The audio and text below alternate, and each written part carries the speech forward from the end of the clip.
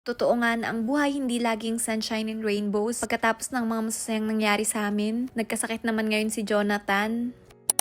Ngayong araw guys, papunta kami ng hospital. Medyo malapit lang kaya magbabike lang kami. Sabi ko nga mag-taxi na lang kami para mas komportable siya. Kaso sobrang lapit lang naman daw. At saka mas mapapabilis din kung magbabike na lang kami. Nag-stop rin kami sa Family Mart para makainom siya ng gamot. Kailangan niya muna lamanan yung tiyan niya. Tama guys, meron na siyang iniinom na gamot galing din sa clinic na pinuntahan niya dito sa Japan. Kaso nga yung symptoms na meron siya, hindi pa rin gumagaling kahit napaubos na yung gamot na nireseta sa kanya dun sa unang clinic na napuntahan. Nag-start yung sakit niya nung saktong pauwi na kami ng Japan galing Pilipinas. Meron siyang diarrhea tapos sobrang sakit ng tiyan. Nung first time niyang pumunta ng Pilipinas, ganito rin halos yung naramdaman niya. Kaya akala namin normal lang na dahil sa mga pagkain na nakain sa Pilipinas. Kaya pagkabalik ng Japan, dumiretso agad kami ng clinic para nga mabigyan siya agad ng gamot. Kasi guys, sobrang namumutla na talaga siya. 7 times ba naman pumupunta ng toilet? Tapos sobrang sakit ng tiyan. Binigyan siya ng gamot pero ayun nga, hindi pa rin talaga umu-okay. Kaya this time, napagdesisyonan na namin na pumunta ng Toyama General Hospital. At since nga merong history yung parents niya ng cancer, mama at papa, in-advise na rin ng doktor na magkaroon siya ng blood test at CT scan.